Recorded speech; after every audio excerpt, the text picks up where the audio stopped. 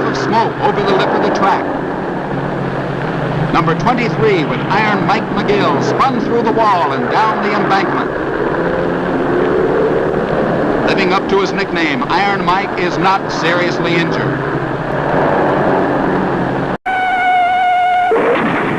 A cloud of dust, 30 feet of missing guardrail.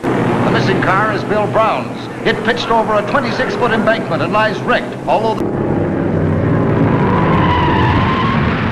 Look out! Bill Champion throws a wheel and over he goes!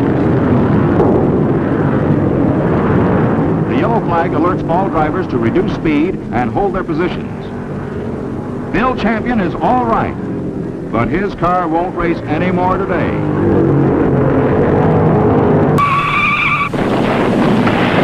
A car through the rail in the first turn. It's Pagan. Pagan blew a tire, smashed through the guardrail, and rolled down the 40-foot embankment.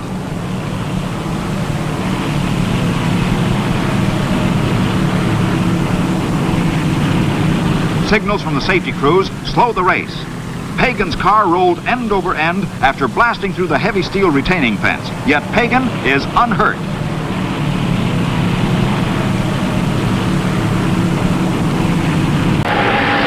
Suddenly, 2 tons of automobile traveling 115 miles an hour disappears from sight.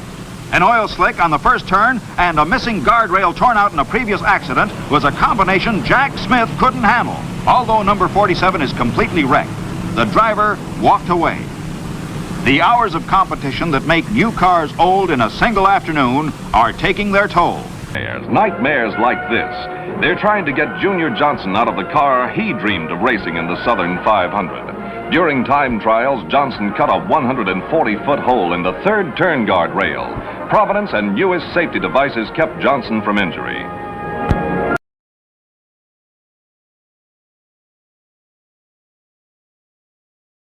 Out of the ballpark.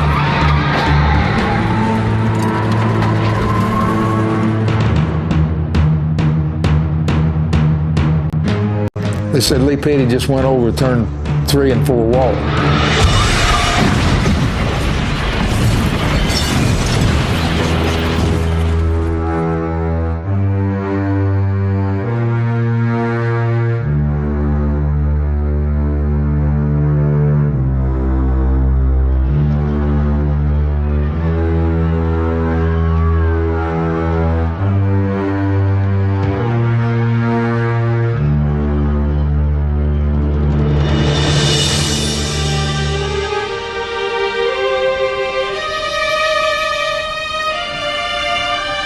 When we got to the hospital, they said, "We don't think your daddy's going to live."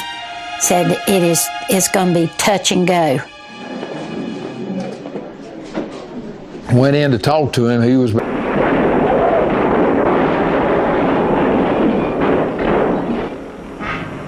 Jim Paschal of High Point, North Carolina, looses a wheel, rolls through turn 9, and flips over the fence.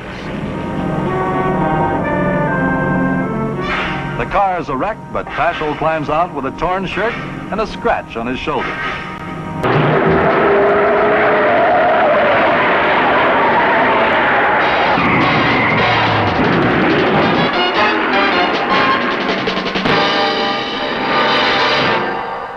Trying to pass. They're in deep trouble. Cale Yarborough's over the wall. He never even touched the guardrails. He sailed down that 40-foot slope. Quake slides through the infield. Leroy Yarborough was clipped as he tried to avoid the collision. His trunk lid was torn off. Sure glad.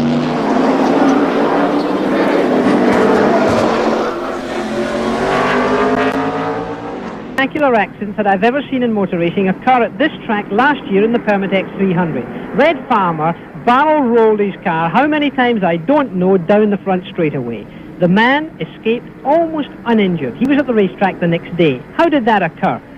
It occurred because, first of all, the car is properly built, and when an accident occurs, NASCAR have now built in so many backup safety facilities that a driver really has a very strong possibility not only to live through an accident, but not be seriously injured.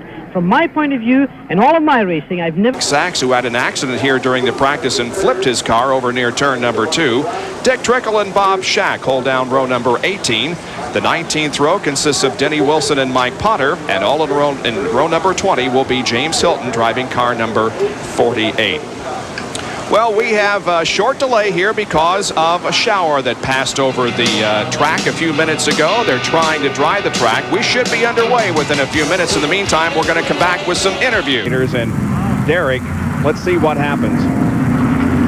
Well, it was side by side with John Krebs. Oh. John Krebs goes well. Oh, yeah. Out through there in front of Derek Cope. And the car overturned several times. So our concern isn't about Derek Cope. He's okay. Our concern is John Krebs. And he did not come close to a spectator area. They were well separated from the area that we have a car into the tire barriers. That's Steve Park. This is at the exit of turn number 2. I think that's where Richard Petty hit the wall here a few years ago. It sure is. Yep. It's a full course caution. First time this afternoon. Comes on lap number 25. Ooh, Park is way up on the tires and the barriers. John Kernan has a report. Steve Park is going to come to watch as he backs in the fence.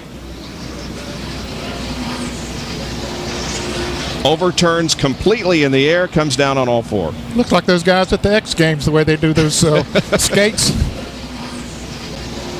Para no boy. Uy, uy, uy. Wow. Ken Schrader. Impresionante. Un impacto muy, muy fuerte, muy por el estilo como le pasó a Steve Park. Queda totalmente boca abajo.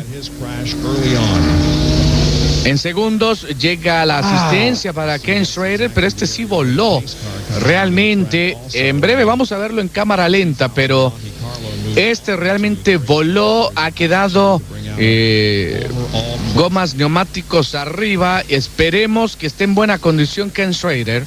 Que uno puede pensar que caminan lento. Se va muy por el estilo como se fue Steve Park.